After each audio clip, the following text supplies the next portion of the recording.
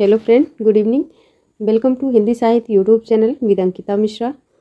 और फ्रेंड, आज बहुत दिनों के बाद आपके सामने आए हैं हम। तो काफ़ी टाइम लग गया हमें आते आते, 1 वीक हो गया हमारी कोई क्लास नहीं हुई। तो आज ये क्लास लेके आए हैं। ये क्लास सामान्य हिंदी से है फ्रेंड, और ये 1 वर्ड है। और सभी का स्वागत है आज की क्लास में। कल से हम लिटरेचर भी देखेंगे फ्रेंड, और आज फ़िलहाल तो यही है, ठीक है। तो जो भी RO ARO या सामान्य हिंदी अब तो हर जगह पूछी जाती है, तो किसी भी अन्य परीक्षा की तैयारी कर रहे हैं तो सबके लिए ये महत्वपूर्ण सेशन है। चाहे TGT PGT हो या कोई भी पेपर हो, सब में पूछा जा रहा है हिंदी। तो चलिए, आज की क्लास में सभी का बहुत बहुत स्वागत है। और आज का पहला क्वेश्चन है फ्रेंड। क्वेश्चन सारे बहुत अच्छे हैं। तो देखिए, आज का पहला क्वेश्चन, जिसका कोई साकार शरीर ना हो उसे कहेंगे।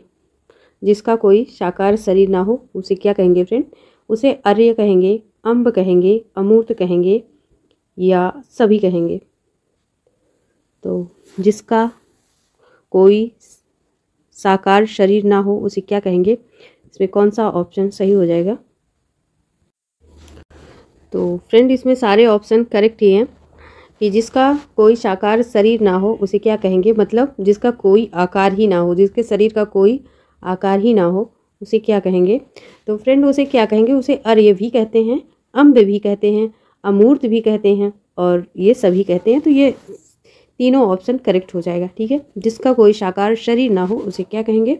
तो उसे फ्रेंड अर्य, अम्ब, अमूर्त सभी कहेंगे। तो ऑप्शन डी राइट हो जाएगा हमारा। और नेक्स्ट क्वेश्चन है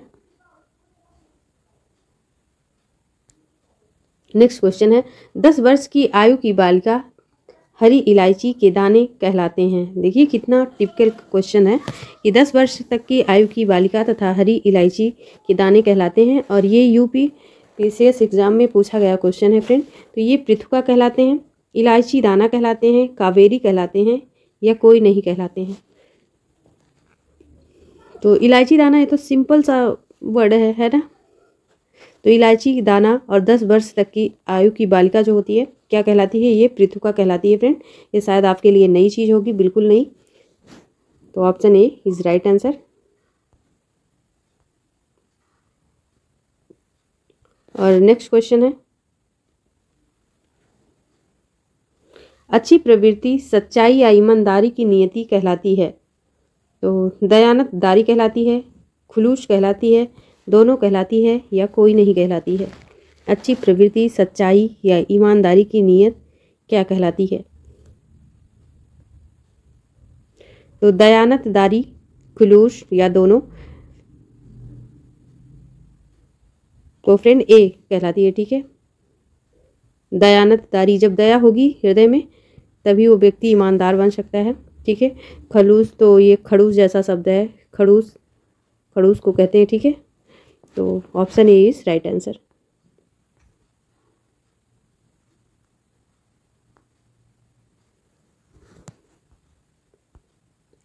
और अगला क्वेश्चन है, बिना मतलब की चीज बात को एक शब्द में कहेंगे। पोच कहेंगे, आखोर कहेंगे, का और खा दोनों कहेंगे या अटिल कहेंगे। बिना मतलब की चीज बात को एक शब्द में क्या कहेंगे?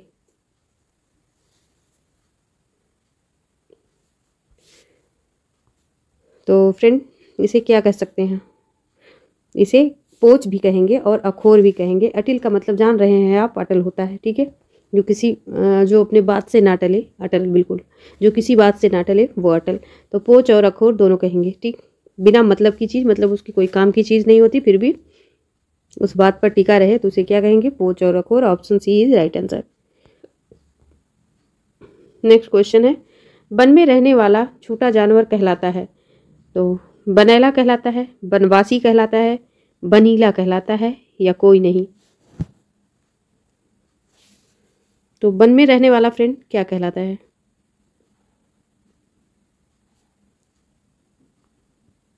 तो वन में रहने वाला बनवासी भी कहलाता है, सिंपल सी बात है। तो ठीक है फ्रेंड, बनेला भी कहलाता है, ठीक। तो ऑप्शन ए के साथ जाएंगे। बनेला का मतलब क्या होता है? अनेर होता है, ठीक है, या अनेर भी कह सकते हैं इसको। कहीं पर अनेर आ जाए, बनेला के शब्द पर जगह अगर अनेर आ जाए तो भी आप समझ लीजिएगा, ठीक है। बनीला नहीं कहते हैं, बनवासी कहते हैं, वैसे कह सकते हैं। अगर ये दोनों ऑप्शन ना होता तो आप बनवासी लगा सकते थे। और नेक्स्ट क्वेश्चन है, बिना काम धाम का व्यक्ति, मतलब जो कहते नहीं अकर्मण्य व्यक्ति, मतलब इनका तो कुछ काम धाम है नहीं, बस खाली बैठे हैं, तो उनको ऐसे व्यक्ति को क्या कहा जाएगा फ्रेंड, ठीक है। तो क्या इसे अरसौहा कहेंगे, अकर्मण्य कहेंगे, अजगर कहेंगे, या ये सभी कहेंगे। अजगर के बारे में आप सब जान रहे हैं, ये सांप की प्रजाति का होता है। तो बिल्कुल बिना काम धाम का व्यक्ति सब कहलाएगा, ये सारे ऑप्शन सही है। उसे अरसोहा भी कहते हैं, अकर्मण्य मैंने आपको बता ही दिया, और अजगर भी कहते हैं। कहते नहीं अजगर की तरह खा के पड़े हो, मतलब बेकार पड़े हो, किसी काम के हो नहीं। कहीं कहीं ये भाषा बोल दी जाती है। तो option D is right answer.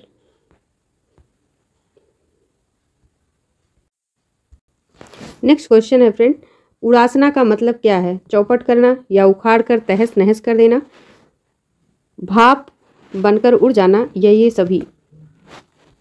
कहते नहीं इतना मैं काम करती हूँ फिर भी हमको उड़ास दिए हैं। गांव में ये वर्ड बोला जाता है, अगर आपने सुना हो, अगर आप गांव से हो तो उड़ासना का क्या मतलब होता है, चौपट करना, या भाप बनकर उड़ जाना, या उखाड़ कर तहस नहस करना, ठीक है। तो कौन सा ऑप्शन करेक्ट होगा फ्रेंड, उखाड़ कर तहस नहस कर देना। उड़ासना का क्या मतलब होता है, उखाड़ कर तहस नहस कर देना। Option B is right answer. Next question है, अपाश्रय शब्द का वास्तविक अर्थ है जिसे कोई मतलब ना हो, जिसका कोई स्वार्थ ना हो, जो कहीं आश्रय ना ले, या ए सभी। अपाश्रय शब्द का वास्तविक अर्थ पूछा गया फ्रेंड, तो क्या होगा, कौन सा ऑप्शन करेक्ट होगा। तो जिसका कोई मतलब ना हो, ये तो नहीं होगा, ठीक है। जिसका जो कहीं आश्रय ना ले, वो अपाश्रय थोड़ी ना होता है, वो निराश्रय कहलाता है। जिसका कोई आश्रय ना हो या जो कोई आश्रय ना ले तो क्या कहलाएगा, निराश्रय। और जिसका कोई मतलब ना हो, तो ये तो नहीं होगा। तो फिर जिसका कोई स्वार्थ ना हो फ्रेंड, ठीक है। अपाश्रय का मतलब होता है जिसका कोई स्वार्थ ना हो, जो कोई बिना स्वार्थ के काम कर रहा हो, उसे क्या कहते हैं, अपाश्रय, ठीक है। तो option B is right answer.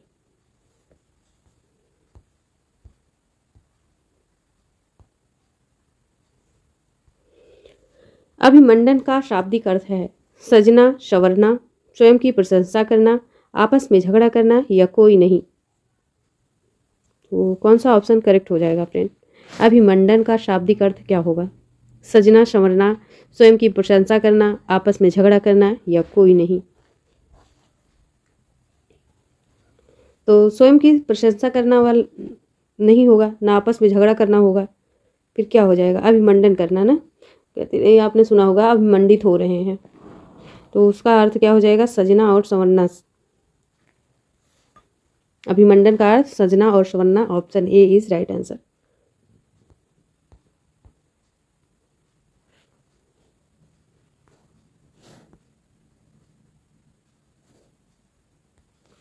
Next question है, जिस पर विजय पाना कठिन हो, जिसका नाप करना कठिन हो, दोनों वाक्यों या दोनों वाक्य में युग्मों हेतु शब्द युग्म है, मतलब दोनों का युग्म बिल्कुल करेक्ट हो। तो जिस पर विजय पाना कठिन हो क्या कहलाता है, दुष्विजय तो नहीं होगा।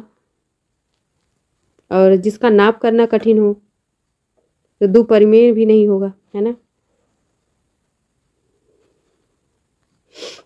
कूटमिति का कोई बात ही नहीं है, दुर्विजय भी नहीं होगा, ना दुष्परिमेय होगा, ठीक है।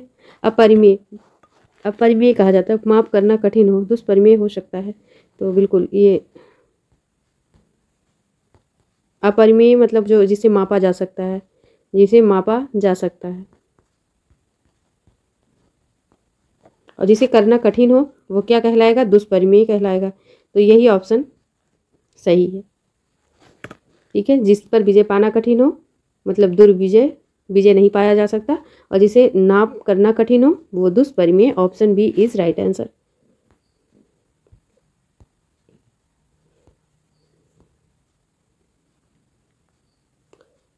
नेक्स्ट प्रश्न है, प्रष्टव्य तथा प्रयुक्त शब्दों हेतु वाक्य होगा।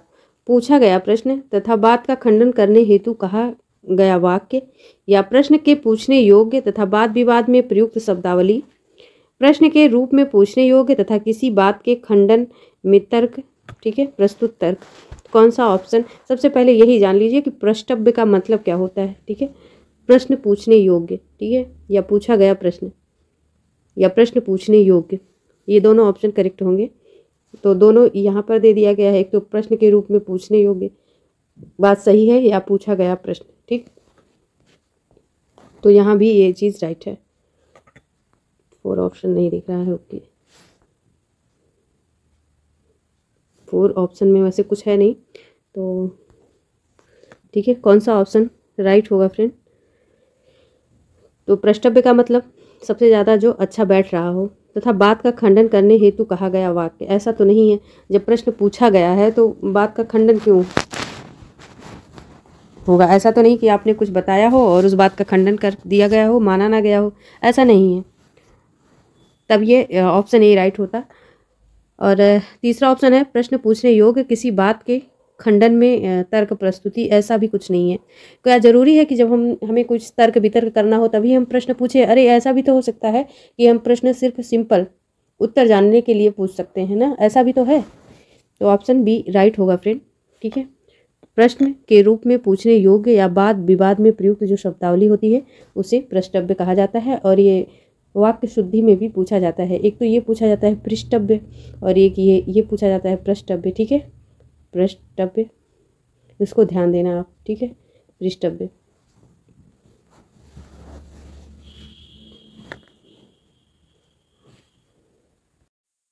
अगला प्रश्न है प्रताड़ित शब्द हेतु उचित वाक्य का चयन कीजिए।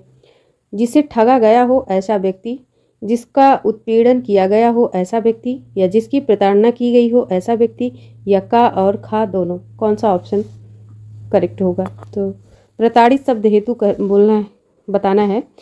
तो जिसे ठगा गया हो तो इसका प्रताड़ित से कोई मतलब नहीं है, और जिसकी प्रताड़ना की गई हो ऐसा व्यक्ति ये हो सकता है, जिसका उत्पीड़न किया गया हो ऐसा व्यक्ति। तो आपको बी और सी में यही बताना है कौन सा सबसे बेस्ट ऑप्शन है।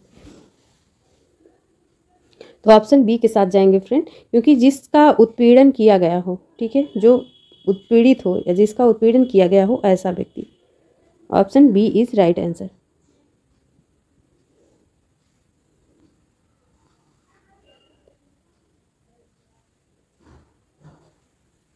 जिसमें सील या संकोच का सर्वथा अभाव हो उसे एक शब्द में कहेंगे, उसे क्या कहेंगे? तोता चश्म, तोताश्म, या ऐसे बोल सकते हैं असंवेदनशील या बेमुरवत, या का और खा दोनों।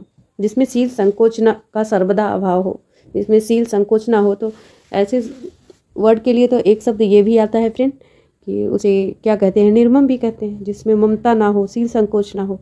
लेकिन यहाँ ऑप्शन की लिस्ट दिया गया तो ऑप्शन के अकॉर्डिंग जाएंगे हम। तो का और खा दोनों सही हो जाएगा। का तोता चश्म कहेंगे या बेमुरवत कहेंगे, ठीक है। अब असंवेदनशील, ये तो बहुत नॉर्मल सी बात हो जाएगी, तो option D is right answer होगा, का और खा। का सॉरी ए और यहाँ पे का खा दे दिया है, खैर ए और सी के साथ जाएंगे, ठीक है, मतलब का और गा के साथ।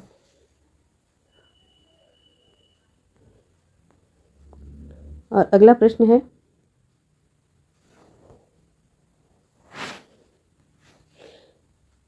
कुछ दिन के लिए किसी काम से अलग कर दिया जाना, कुछ दिन के लिए किसी काम से अलग कर दिया जाना उपरोक्त वाक्यांश हेतु एक शब्द है। तो मुअत्तली या निलंबन या बेकारी। तो अलग कर दिया जाना निलंबन हो सकता है। मुअत्तली शायद आपने ना सुना हो, ठीक है।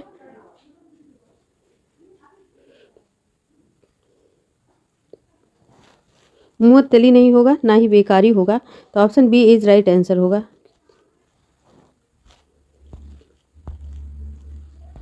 नेक्स्ट टाइम हम फ्रेंड एक एक डिस्क्रिप्शन के साथ लाएंगे, चारों ऑप्शनों को क्लियर करेंगे, पर थोड़ा टाइम भी देखना है मुझे, तो नेक्स्ट टाइम हम एक एक वर्ड क्लियर करके आएंगे। आज फ़िलहाल ऐसे देख लीजिए, क्योंकि आज मेरी कोई तैयारी नहीं थी, ना ही मेरा कोई मन था, लेकिन मैंने फिर सोचा एक एक दिन लेट हो रहा है, हम अपनी क्लास नहीं ले रहे हैं, तो इसीलिए प्रिपेयर नहीं हो पाए। तो आज ऐसे देख लीजिए आप लोग। अंग मर्दक या अंग विभ्रम हेतु वाक्य युग्म का चयन कीजिए।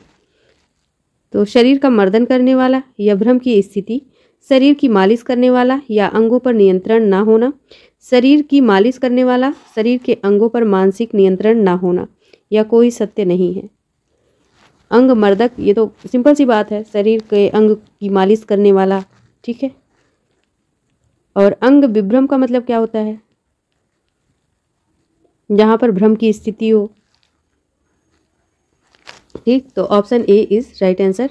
मर्दन मालिश एक ही है, ठीक है, कहते नहीं मर्दन करते हैं, तो मर्दन और मालिश एक ही वर्ड है फ्रेंड, बस यहाँ पे कंफ्यूज करने के लिए सब में दिया गया है। तो अंगों पे नियंत्रण ना होना, ऐसे कोई मानसिक से कोई इसका संबंध नहीं है, तो option A is right answer हो जाएगा, क्योंकि शरीर का मर्दन करने वाला तथा भ्रम विभ्रम दे भी दिया है यहाँ पे, ठीक है। तो अंग क्यों भ्रमित होगा, है ना, यहाँ भ्रम से हो जाएगा, ठीक है, शरीर का मर्दन करने वाला और भ्रम की स्थिति। Option A is right answer. मजदूरी के बदले हल बैल लेकर खेती करने वाला किसान इस वाक्य हेतु उचित शब्द है। तो इस वाक्य हेतु उचित शब्द है कर संकुल, आढ़तिया, अंगोरिया या बटाईदार। मजदूरी के बदले हल बैल लेकर खेती करने वाला किसान, इस वाक्य से उचित शब्द बताना है, क्या हो जाएगा?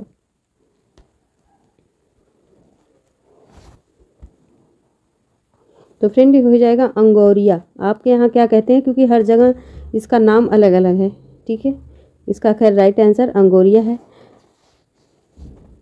Option C.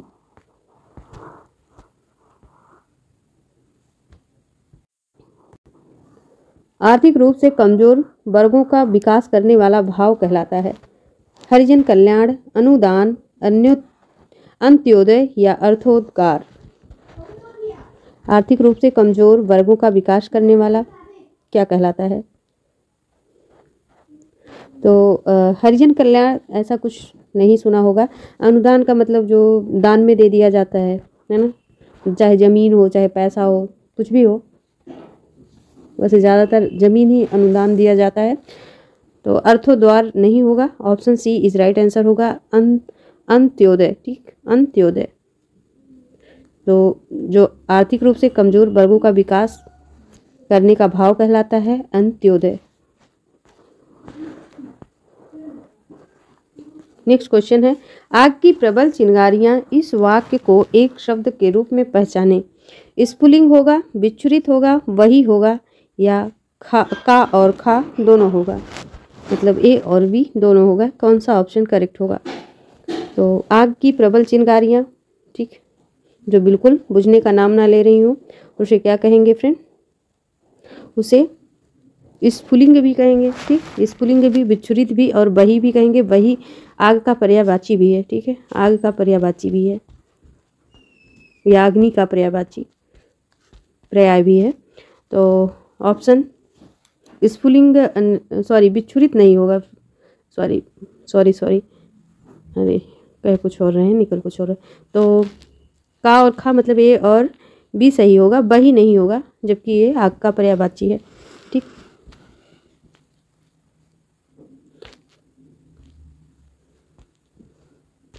नेक्स्ट क्वेश्चन है, पहले से की गई व्यवस्था कहलाती है पेशेबंदी कहलाती है, बंदोबस्त कहलाता है, पुनर्नियोजन कहलाता है, या सभी कहलाता है?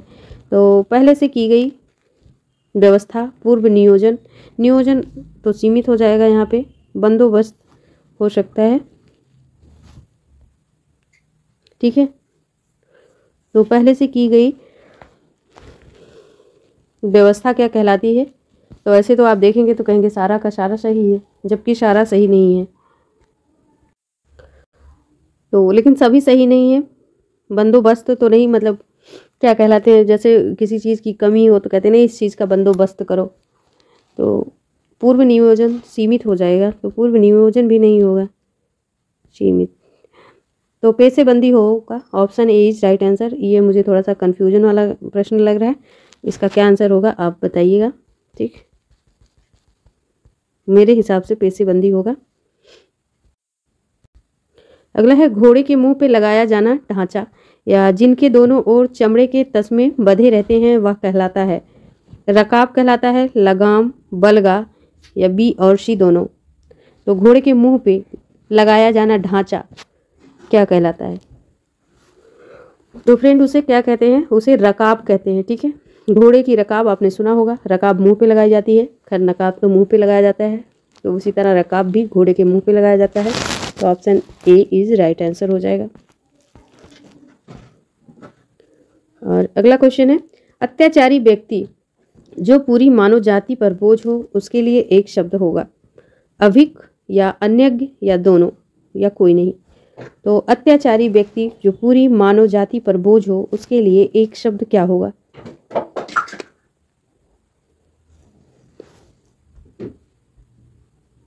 तो फ्रेंड उसके लिए एक शब्द पूछा गया, अन्यज्ञ होगा। ठीक है, अन्यज्ञ, option B is right answer.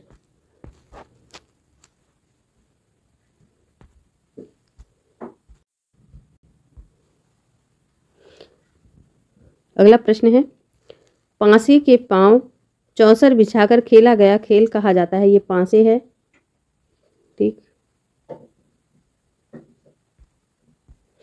तो पांसे के पांव पर चौसर बिछाकर खेला गया खेल क्या कहलाता है? द्यूत कहलाता है, अच्छकर्म, शलाका या सभी। तो option D is right answer. ये सभी कहलाता है, द्यूत भी, अच्छकर्म, शलाका, सभी।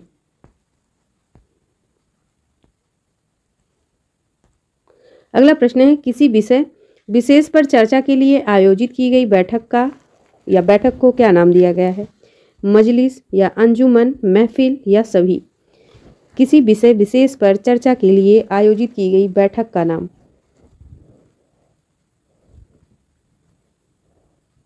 तो फ्रेंड वो मजलिस कहलाता है ना, अंजुमन भी कहलाता है, महफिल भी कहलाता है। ऑप्शन डी के साथ जाएंगे। अगले प्रश्न पर आते हैं। अगला प्रश्न,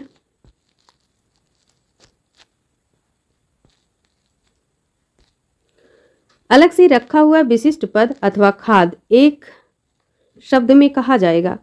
तो मखसूस कहा जाएगा, पृथक्कृत कहा जाएगा, खास कहा जाएगा या ए और सी दोनों। अलग से रखा हुआ विशिष्ट पद या खाद्य एक शब्द में कहा जाएगा। अलग से रखा है तो पृथक्कृत कहा जाएगा, है ना। और क्या कह सकते हैं? खास भी कह सकते हैं। लेकिन अगर उसे एक शब्द पूछा ना, तो ये दोनों ऑप्शन करेक्ट है, लेकिन इसने क्या पूछा है? एक शब्द। एक शब्द की बात कह दी है तो उसे हम एक शब्द में क्या कहेंगे? मखसूस। ऑप्शन ए के साथ जाएंगे। ठीक है, क्योंकि अलग से अगर कोई सामान रखा जाता है तो वो बिल्कुल खास भी होता है, और कई बार हम उसे अलग से रख देते हैं पृथकीकरण के लिए या पृथक्कृत करके रख देते हैं, है ना। तो बी भी सही होगा और सी भी सही होगा, लेकिन इस प्रश्न के अनुसार इसके भाव को समझ के आंसर लगाना है, तो ऑप्शन ए राइट होगा।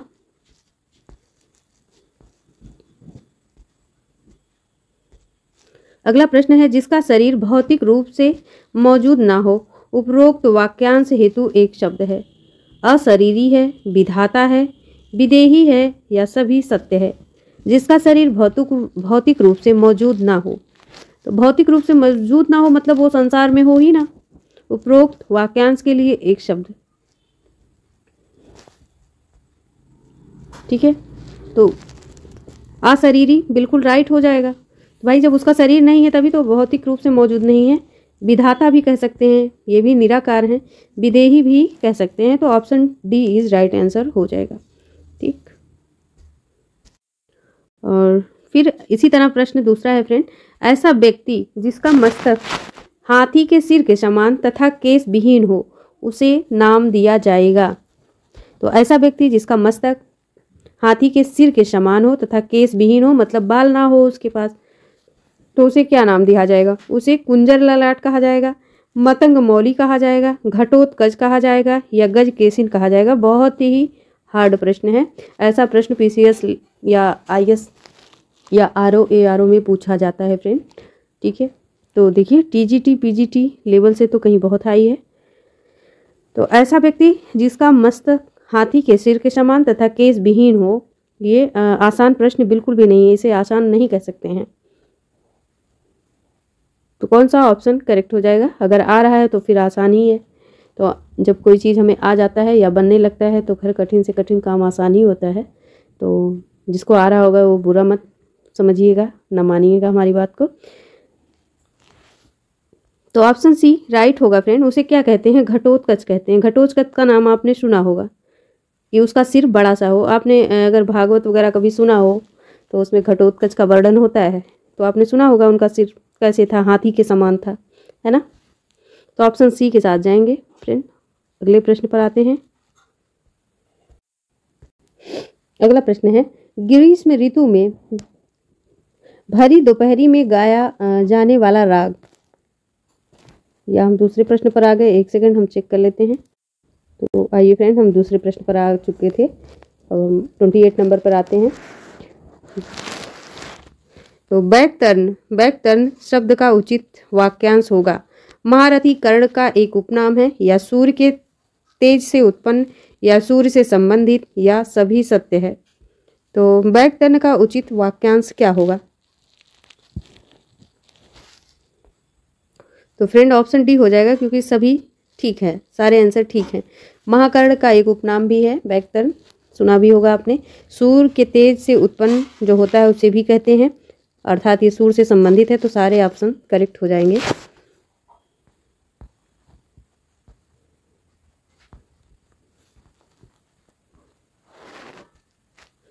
प्रश्न और छोटा करना पड़ेगा। देखिए, कंडोल तथा कराशुंक शब्दों युग्मों के हेतु उचित वाक्य का चयन कीजिए। कंडोल तथा कराशुंक शब्द युग्मों या अच्छा, आपको इसके रिलेटेड जो वर्ड है चयन करना है। तो लकड़ी की टोकरी, हाथ में पकड़ने वाला अंगोछा, कंडोल और कराशुंक की बात हो रही है। छोटे आकार की काष्ठ नौका या पूरे बाजू आस्तीन की शर्ट, लकड़ी की टोकरी या पूरे आस्तीन की शर्ट कमीज, जल भरने का ड्रम नुमा पात्र या मर्दाना दुपट्टा, किसे कहते हैं कंडोल और कराशुंक? तो फ्रेंड कंडोल आपने देखा होगा, लकड़ी की टोकरी होती है। ये टोकरी कैसे होती है? ऐसे होती है, ऐसे, ठीक है, और इस पर ऐसे बना रहता है। आपने देखा होगा पूजा वगैरह में ऐसे लेके जाते हैं उसे, ठीक है। तो उसे क्या बोलते हैं, सॉरी कंडोल को बोलते हैं। और पूरे आस्तीन की शर्ट या कमीज उसे कराशुंक बोलते हैं। तो option C is right answer हो जाएगा।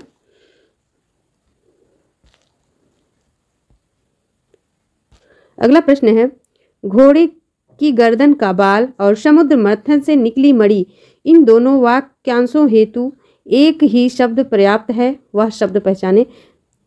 बाकी सारी चीजें निकली हुई हैं, ठीक, लेकिन कौन सा ऐसा वर्ड है, कौन सा ऐसा शब्द है जो दोनों को एक कर रहा है, ठीक है। दोनों के लिए एक शब्द सुफिशिएंट है, मतलब व्यवस्थित है, एक शब्द बेहतर होगा। तो घोड़े के गर्दन की बाल और समुद्र मंथन से निकली मणि, इन दोनों वाक्यांशों हेतु शब्द पर्याप्त है। कौन सा एक शब्द पर्याप्त है फ्रेंड? तो ऑप्शन बी के साथ जाएंगे। उसे क्या कहते हैं? कौस्तुभ कहते हैं। Option B is right answer. अगला प्रश्न है, प्रगल्भ होने की अवस्था को एक शब्द में कहेंगे। प्रगल्भता कहेंगे, ढिठाई कहेंगे, धृष्टता कहेंगे, या सभी कहेंगे? तो फ्रेंड उसे सभी कहेंगे, ठीक है। प्रगल्भ होने की अवस्था, प्रगल्भता, ढिठाई, धृष्टता, ठीक है, कोई काम जबरदस्ती कर लेना, जबरन कर लेना, ठीक है, क्या कहलाता है? धृष्टता कहते हैं। बहुत ही धृष्टता पूर्वक काम किया है, बहुत, खैर इसका वर्ड बहुत निर्घृष्ट भी कहते हैं, ठीक है।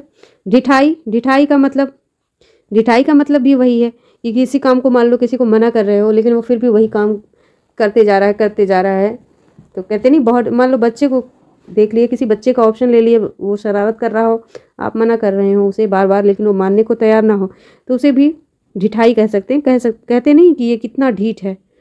तो ढीठ, प्रगल्भता, ये आप जान ही रहे हैं। तो आगे चलते हैं अगले प्रश्न पर।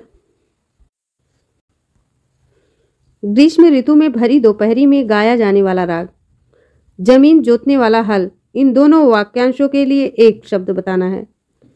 तो कुंतल है, लांगल है, बिलावल है या कोई नहीं है, कौन सा ऑप्शन करेक्ट होगा? तो फ्रेंड उसे क्या कहते हैं? कुंतल कहते हैं। ठीक, कुंतल। ग्रीष्म ऋतु में भरी दोपहरी में गाया जाने वाला राग कुंतल और जमीन जोतने वाला हल भी कुंतल कहलाता है। तो ऑप्शन ए के साथ जाएंगे। अगला प्रश्न है, सावन के महीने में चौथी रात्रि सावन के महीने का जब स्टार्ट होता है तो पहला, दूसरा, तीसरा, चौथा, स्टार्टिंग की जो चौथी रात्रि पड़ती है उसको क्या कहते हैं? मधु श्रावणी कहते हैं, मास रात्रि कहते हैं, श्रावणी कहते हैं या यशोधरा कहते हैं? तो फ्रेंड उसे यशोधरा कहते हैं। ठीक है, उसे यशोधरा कहते हैं। Option D is right answer. अगला प्रश्न है, प्रश्न नंबर 34 है, बादलों की घनीभूत घटा राग मेघ एक रागिनी, बादलों की घनीभूत घटा राग मेघ एक रागिनी, उपरोक्त दोनों वाक्यांश एक ही शब्द की ओर संकेत करते हैं। वह शब्द है मेघमाला है, कादम्बरी है, कादम्बिनी है या का तथा गा दोनों है? प्रश्न एक बार फिर से देखिए, बादलों की घनीभूत छटा मतलब घनी बदा, घानी घटा, घना बादल, जब बादल छाए रहे, काले काले मेघ, राग मेघ की एक रागनी, और एक ही शब्द पूछ रहा है तो एक ही शब्द बताना है, क्या कहेंगे उसे? तो फ्रेंड उसे कादम्बिनी कहते हैं। ठीक है, कादम्बिनी। कादम्बिनी एक सीरियल भी आता था, आपने शायद देखा हो, खैर मुझे याद तो नहीं, नाम बस याद है। किससे रिलेटेड था ये भी नहीं पता, पर नाम याद है। तो ऑप्शन सी, बहुत पहले आता था। ऐसे प्रश्न तो आप आंसर लगा ही देंगे जल्दी। घुंघराले बालों वाला मनुष्य अथवा ऐसा व्यक्ति जिसके केस शेर के आयल के समान शोभायमान हो। अयाल के समान, आयल नहीं है, अयाल। ठीक है, घुंघराले बालों का मनुष्य अथवा ऐसा व्यक्ति जिसके केस शेर के अयाल के समान शोभायमान हो, वो क्या कहलाते हैं? बर्बरीक कहलाते हैं, गुंडा केश कहलाते हैं, मचंग कहलाते हैं या छल्लेदार कहलाते हैं? तो फ्रेंड उन्हें क्या कह सकते हैं? उन्हें बर्बरीक कहते हैं। Option A is right answer. आपने शेर का मुंह देखा होगा, ऐसे ऐसे बाल देखे होंगे टेढ़े टेढ़े उसके। ठीक है, और ऐसा व्यक्ति जिसके केस शेर के अयाल के समान हो, तो उसे क्या कहेंगे? बर्बरीक कहेंगे। अब अयाल क्या होता है शेर का, उसको देखना पड़ेगा। ठीक है, अगर किसी को पता है कि अयाल किसका पर्यायवाची है तो कमेंट कीजिए। अगला प्रश्न है,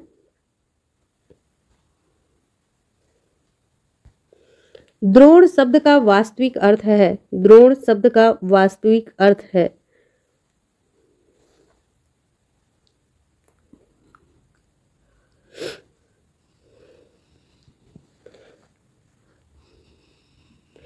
तो विशल्क करणी संजीवनी धारण करने वाला रामायण कालीन पर्वत है। प्राचीन मापन प्रणाली जो 4 आढ़क 32 शेर की बराबर होती है, या महाभारत के एक वीरोत्तम ब्राह्मण, या सभी सत्य है?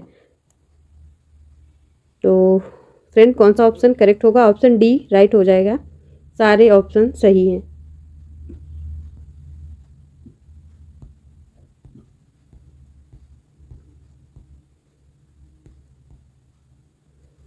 अगला प्रश्न देखिए, ऐसी सिद्धि जिससे आकाश में उड़ने की योग्यता प्राप्त हो जाए उसे महाविद्या कहते हैं, भूचरी कहते हैं, सांकनी कहते हैं या खेचरी कहते हैं?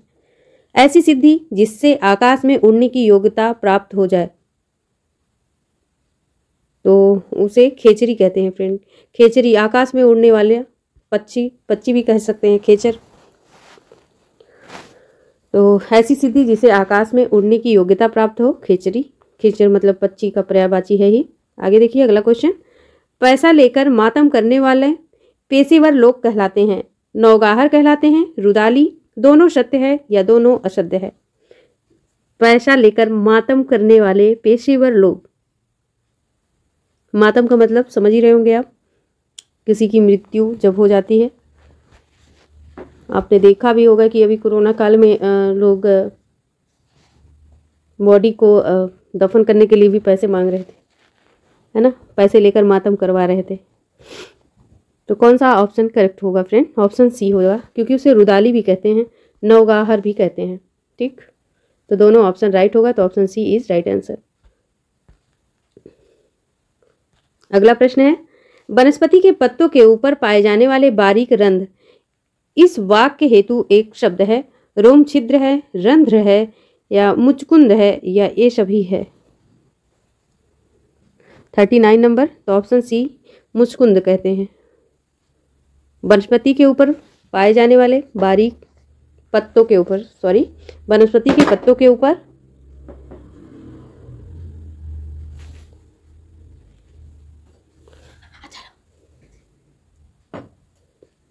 तो उसे फ्रेंड मुचकुंद कहते हैं। अगले प्रश्न पर चलते हैं। जो व्यक्ति जन्मजात विजेता हो उसे क्या कहेंगे? जन्म विजेता, जन्मेजय, अजन्मेजय, या सभी गलत है? तो ये बहुत इजी प्रश्न है फ्रेंड, तो ऑप्शन बी जन्मेजय कहते हैं। अगला प्रश्न है, सदैव यज्ञ की मंत्राहुतियों का वाचन करने वाला व्यक्ति कहा जाएगा? होत्र में का अर्थ ही होता है यज्ञ फ्रेंड, ठीक है, या उदात्री, या याज्ञवल्क, या यज्ञेष्ठा। सदैव यज्ञ की मंत्राहुतियों का वाचन करने वाला। मंत्र आहुतियों को मतलब मंत्र की जो आहुतियां डाली जाती हैं, मंत्र पढ़ते हैं तभी तो आहुति डालते हैं, उसे क्या कहते हैं? कौन सा ऑप्शन करेक्ट होगा फ्रेंड? तो option C is right answer. ठीक, उसे याज्ञवल्क कहते हैं।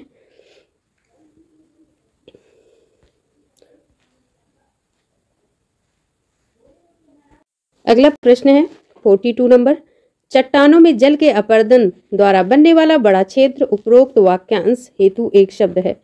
तो पाषाण, कोतर्क कहते हैं, गहर कहते हैं, कोटर, या सभी? तो फ्रेंड इसे सभी कहते हैं, ऑप्शन बी डी। अगला प्रश्न है, वात्या चक्र शब्द को स्पष्ट करने वाला वाक्य चुने। वायु का चक्र, वायु का विक्षोभ, वायु का चक्राकार घुमाव, या बवंडर, सभी? वात्या चक्र, कौन सा ऑप्शन करेक्ट होगा फ्रेंड? तो उसे क्या कहते हैं? वायु का वक्राकार या घुमावदार बवंडर। बवंडर आपने देखा होगा, ऐसे ऐसे आता है गोल गोल सा वायुमंडल में, ऐसे, है ना, तो उसे क्या कहते हैं? वात्या चक्र कहते हैं, या वायु का चक्राकार घुमाव कहते हैं। अगला देखिए, अगला प्रश्न, शरीर में होने वाला ऐसा घाव जो विषाक्ति हो गया हो। विषाक्ति का मतलब वो विषैला बन गया हो, नासूर बन गया हो, ठीक है, विषैला बन गया हो, या नासूर भी कह सकते हैं उसे, या नासूर बन गया हो, तो उसे क्या कहते हैं? ठीक,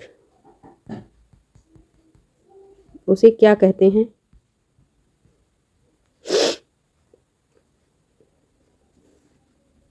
तो फ्रेंड उसे सभी कहते हैं। उसे आज से मग भी कहते हैं, वर्ण भी कहते हैं, चाटाइल भी कहते हैं, सभी कहते हैं।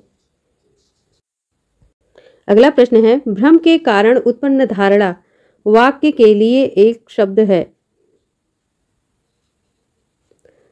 आंतर प्रपंच, अंत भ्रामरी, बुद्धि भ्रष्ट, या सभी? भ्रम के कारण उत्पन्न धारणा वाक्य के लिए एक शब्द है।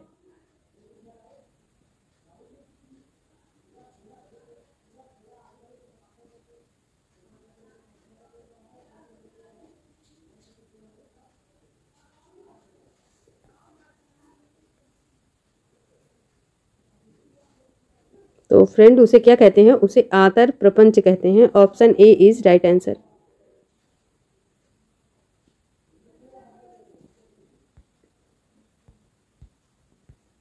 अगला प्रश्न है, हथेली में तर्जनी और अंगूठे के बीच का स्थान कहलाता है पोर, मध्यक, आड़, ओठ।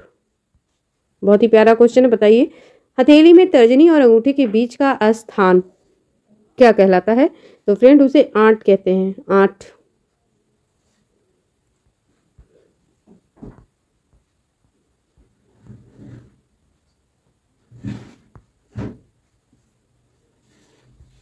अगला प्रश्न है, विविध खगोलीय पिंडों का एक परिवार जिसमें अनेकों सौरमंडल होते हैं वह कहलाता है?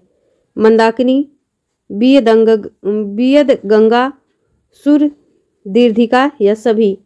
विविध खगोलीय पिंडों का एक परिवार, उसे क्या कहते हैं फ्रेंड? तो मंदाकिनी, बियद गंगा, सूर्य, दीर्घिका या सभी? तो सभी कहते हैं। Option D is right answer. अगला प्रश्न है, मुख्य शत्रु के पीछे रहकर सहायता करने वाला शत्रु कहलाता है? शत्रुभेदी, प्रच्छन्न रिपु, आक्रंद या कोई नहीं? तो उसे आक्रंद कहते हैं फ्रेंड। मुख्य शत्रु के पीछे रहकर सहायता करने वाला शत्रु क्या कहलाता है? आक्रंद। Option C is right answer. अगले प्रश्न पर आते हैं। अगला प्रश्न है, ऐसी प्रौढ़ा स्त्री जो मनसा वाचा कर्मणा अपने प्रियतम को लुभाने का प्रयास करे उसे क्या कहेंगे? उसे उद्दत यौना कहेंगे, विगत यौना कहेंगे, आक्रमिता नायिका कहेंगे या प्रोषित नायिका कहेंगे? तो फ्रेंड उसे आक्रामिता नायिका कहेंगे। आक्रामिता नायिका।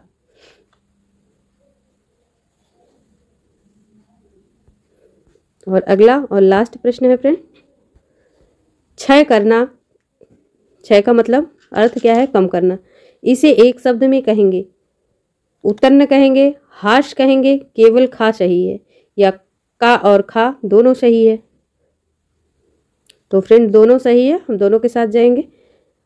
तो ये लास्ट प्रश्न था। प्रश्न कैसे लगे आपको आप कमेंट कीजिए फ्रेंड, लाइक शेयर कीजिए। तो चलिए मिलते हैं नेक्स्ट सेशन में, तब तक के लिए थैंक यू सभी को।